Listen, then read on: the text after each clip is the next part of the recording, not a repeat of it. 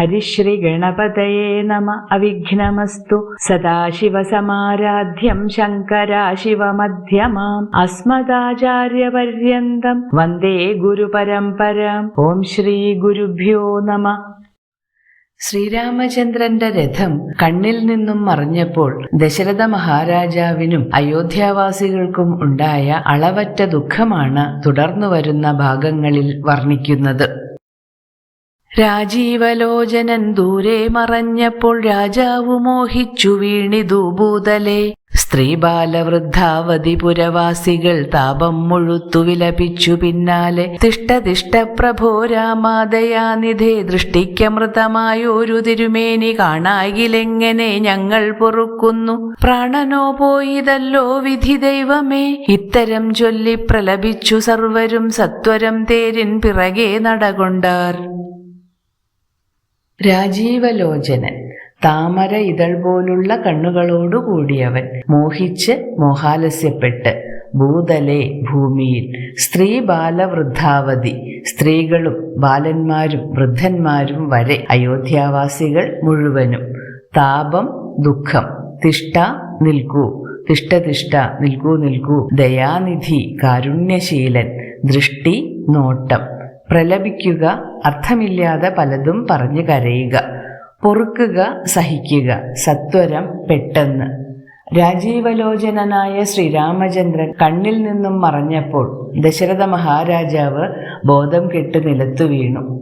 സ്ത്രീകളും കുട്ടികളും വൃദ്ധന്മാരും ഉൾപ്പെടെയുള്ള പൗരജനങ്ങളെല്ലാം സഹിക്കാനാകാത്ത സങ്കടത്തോടെ ശ്രീരാമചന്ദ്ര പ്രഭോ, ദയാനിധേ, നിൽക്കൂ നിൽക്കൂ എന്നു പറഞ്ഞ് വിലപിച്ചു. കണ്ണുകൾക്ക് അമൃതമായിരിക്കുന്ന അങ്ങയുടെ ദിവ്യസ്വരൂപം കാണാതിരിക്കുന്ന ഒരവസ്ഥ ഞങ്ങൾക്ക് സഹിക്കാനാവുകയില്ല. ദൈവമേ, ഞങ്ങളുടെ പ്രാണൻ തന്നെ പോവുകയാണല്ലോ എന്നിങ്ങനെയെല്ലാം പറയുകയും കരയുകയും ചെയ്തുകൊണ്ട് പെട്ടെന്ന് തന്നെ അയോധ്യാവാസികൾ മുഴുവൻ ശ്രീരാമചന്ദ്രൻ സഞ്ചരിക്കുന്ന തേരിനു പുറകെ നടക്കാൻ തുടങ്ങി. മന്നവൻ താനും ചിരം പ്രലപിച്ചത ചൊന്നാൻ പരിചാരകന്മാരോടാകുലാൽ. എന്നെ എടുത്തിനി കൊണ്ടുപോയി ശ്രീരാമൻ തന്നെ മാതൃഗേഹത്തിങ്കലാക്കുവിൻ. രാമനെ വേറിട്ടു ജീവിച്ചു ഞാനിനി ഭൂമിയിൽ വാഴുന്നതില്ലെന്നു നിർണയം. മന്നവൻ രാജാവ്, ചിരം വളരെ നേരം, പരിചാരകർ ഭൃത്യന്മാർ, മാതൃഗേഹം അമ്മയുടെ വീട്, അമ്മയുടെ കൊട്ടാരം, നിർണയം നിശ്ചയം. ശ്രീരാമചന്ദ്രന്റെ വിയോഗം ദശരഥനിൽ ഉണ്ടാക്കിയ സങ്കടം വർണ്ണനാതീതമാണ്. മഹാരാജാവിന്റെ വാക്കുകളിൽ നിന്ന് തന്നെ അത് വ്യക്തമാകുന്നുണ്ട്. ദശരഥ മഹാരാജാവ് വളരെയധികം സമയം കരഞ്ഞ ശേഷം അടക്കാനാവാത്ത ദുഃഖത്തോടെ പരിചാരകരോട് പറഞ്ഞു, നിങ്ങൾ എന്നെ എടുത്തുകൊണ്ട് ശ്രീരാമചന്ദ്രന്റെ അമ്മയായ കൗസല്യാദേവിയുടെ കൊട്ടാരത്തിലെത്തിക്കുക. രാമനെ പിരിഞ്ഞ് ഞാനിനി ഭൂമിയിൽ ജീവിച്ചിരിക്കുകയില്ല എന്ന കാര്യം നിശ്ചയമാണ്. എന്നതു കേട്ടോരു ഭൃത്യജനങ്ങളും മന്നവൻ തന്നെ എടുത്തു കൗസല്യതൻ മന്ദിരത്തിങ്കലാക്കിയിടിനാരന്നേരം വന്നോരു ദുഃഖേന മോഹിച്ചു വീണിതു. പിന്നെയുണർന്നു കരഞ്ഞു തുടങ്ങിനാൻ ഖിന്നയായി മേവുന്ന കൗസല്യതന്നോടും. മന്നവൻ രാജാവ്, മന്ദിരം ഗൃഹം, കൗസല്യതന്നോടും കൗസല്യയോടൊപ്പം, ഖിന്ന ദുഃഖിത. ദശരഥ മഹാരാജാവിന്റെ വാക്കുകൾ കേട്ട ഭൃത്യജനങ്ങൾ മഹാരാജാവിനെ എടുത്തുകൊണ്ട് കൗസല്യാദേവിയുടെ കൊട്ടാരത്തിലേക്ക് പോയി. ആ സമയത്ത് അടക്കാനാകാത്ത ദുഃഖത്തോടെ രാജാവ് പിന്നെയും മോഹാലസ്യപ്പെട്ടു വീണു. സ്വബോധം തിരിച്ചു കിട്ടിയപ്പോൾ തന്റെ അരികത്ത് ദുഃഖിതയായിരിക്കുന്ന കൗസല്യാദേവിയെ കണ്ട് പിന്നെയും അദ്ദേഹം കരയുവാൻ തുടങ്ങി. ശ്രീരാമനും തമസാ നദി തന്നെ തീരം ഗമിച്ചു വസിച്ചു നിശാമുഖേ. പാനീയമാത്രം ഉപജീവനം ചെയ്തു ജാനകിയോടും നിരാഹാരനായോരു വൃക്ഷമൂലേ ശയനം ചെയ്തുറങ്ങിനാൻ. ലക്ഷ്മണൻ വില്ലും അമ്പും ധരിച്ചന്തികെ രക്ഷിച്ചു നിന്നു സുമന്ത്രരുമായോരോ ദുഃഖവൃത്താന്തങ്ങളും പറഞ്ഞാകുലാൽ. തമസാ നദി ഗംഗയുടെ ഒരു പോഷക നദി. അലഹബാദിന് 29 കിലോമീറ്റർ തെക്കുമാറി തമസ ഗംഗയുമായി ചേരുന്നു. വാൽമീകി ആശ്രമം സ്ഥിതി ചെയ്തിരുന്നത് തമസാ നദിയുടെ തീരത്താണ്. പാനീയമാത്രം ഉപജീവനം ചെയ്ത് ജീവൻ നിലനിർത്തുന്നതിന് വേണ്ടുന്ന വെള്ളം മാത്രം കുടിച്ച് നിരാഹാരനായി, ആഹാരം കഴിക്കാത്തവനായി, വൃക്ഷമൂലം വൃക്ഷച്ചുവട് ശയനം ചെയ്തു ഉറങ്ങി, അന്തികെ സമീപത്ത് ആകുലാൽ ദുഃഖത്തോടെ, കൊണ്ടുപോയിക്കൂടായെങ്കിൽ കൊണ്ടുപോകാൻ കഴിഞ്ഞില്ല എങ്കിൽ, കാനനവാസം വനവാസം മരുവി കഴിഞ്ഞു. ദശരഥ മഹാരാജാവിന്റെ കൊട്ടാരത്തിൽ നിന്നും ആഖ്യാനം ശ്രീരാമചന്ദ്രനിലേക്ക് തിരിയുന്നു.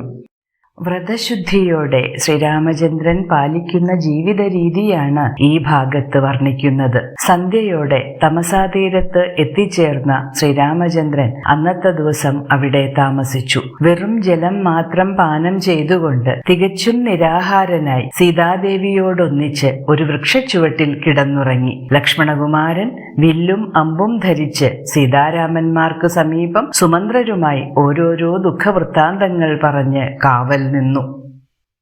പൗരജനങ്ങളും ചെന്നരികെ പുക്കു, ശ്രീരാമനെയങ്ങു കൊണ്ടുപോയിക്കൂടാകിൽ കാനനവാസം നമുക്കുമെന്നേവരും മാനസത്തിങ്കൽ ഉറച്ചു മരുവിനാർ. പൗരജനത്തിൻ പരിദേവനം കണ്ടു ശ്രീരാമദേവനും ഉള്ളിൽ നിരൂപിച്ചു. പൗരജനങ്ങൾ പട്ടണവാസികൾ, അയോധ്യാനിവാസികൾ. കൊണ്ടുപോയിക്കൂടായെങ്കിൽ, കൊണ്ടുപോകാൻ കഴിഞ്ഞില്ല എങ്കിൽ, കാനനവാസം വനവാസം, മാനസം മനസ്സ്, മരുവി കഴിഞ്ഞു, പരിദേവനം ഓർത്തോർത്തുള്ള കരച്ചിൽ, നിരൂപിച്ചു, ചിന്തിച്ചു.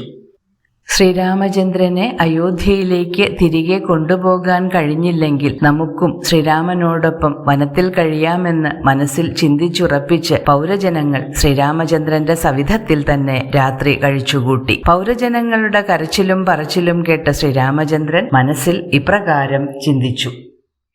സൂര്യനുദിച്ചാലയക്കയുമില്ലിവർ, കാര്യത്തിനും വരും വിഘ്നമെന്നാലിവർ ഖേദം കലർന്നു തളർന്നുറങ്ങുന്നിതു. ബോധമില്ലിപ്പോൾ ഇനി ഉണരും മുമ്പേ പോക്ക നാം ഇപ്പോഴേ കൂട്ടുക തേരെന്നു. രാഘവൻ വാക്കുകൾ കേട്ടു സുമന്ത്രരും വേഗേന തേരും ഒരുമിച്ചിതന്നേരം. രാഘവന്മാരും ജനകതനൂജയും തേരിലേറിയിടിനാരേതുമറിഞ്ഞീല പൗരജനങ്ങൾ. അന്നേരം സുമന്ത്രരും ചെറ്റയോധ്യാഭിമുഖം ഗമിച്ചിട്ടത തെറ്റെന്നു തെക്കോട്ടു തന്നെ നടകൊണ്ടു.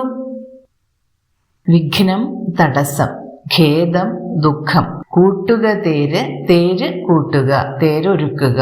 രാഘവന്മാർ രഘുവംശത്തിൽ ജനിച്ചവർ, രാമലക്ഷ്മണന്മാർ. ജനകതനൂജ ജനകപുത്രി സീത, തനുജ പുത്രി മകൾ. ചെറ്റ് അല്പം, അയോധ്യാഭിമുഖം അയോധ്യയ്ക്ക് നേരെ. അധ പിന്നീട്, തെറ്റെന്ന് പെട്ടെന്ന്.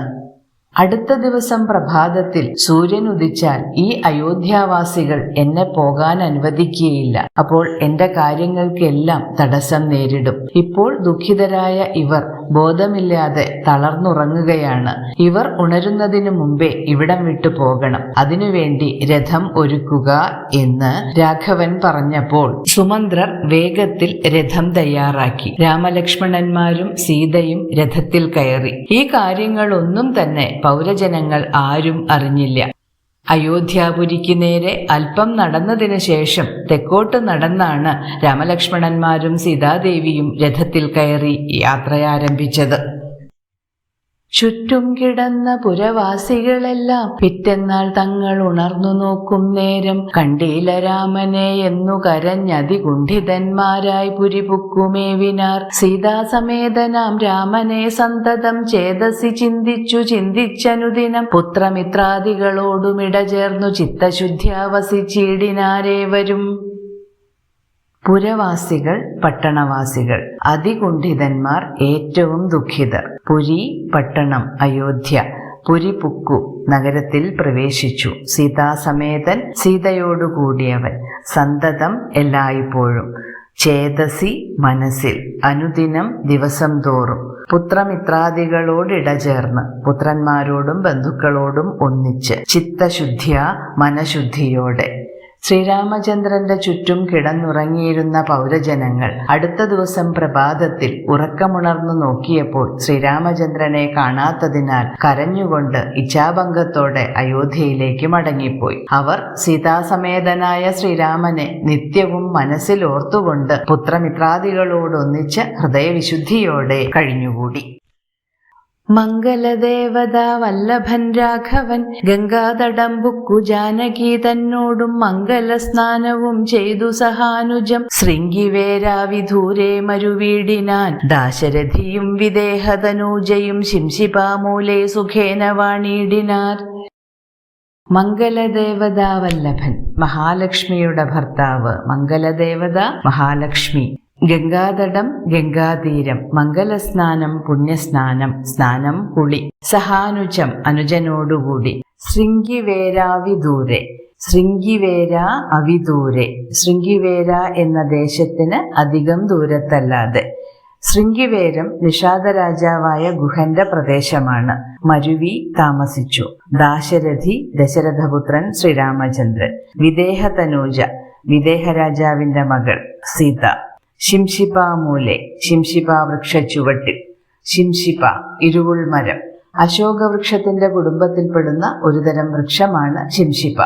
മഹാലക്ഷ്മിയുടെ വല്ലഭനായ ശ്രീരാമചന്ദ്രൻ ജാനകിയോടും സഹോദരനായ ലക്ഷ്മണനോടും ഒന്നിച്ച് ഗംഗാതീരത്തിലെത്തിച്ചേർന്നു.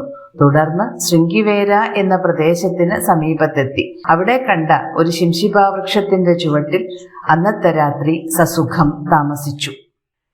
ശ്രീരാമചന്ദ്രന്റെ പരമഭക്തനും ആത്മാർത്ഥ സുഹൃത്തും നിഷാദരാജാവുമായ ഗുഹനുമായുള്ള സമാഗമം അടുത്ത ഭാഗത്ത് നോക്കാം. ശ്രീരാമചന്ദ്രായ നമഃ.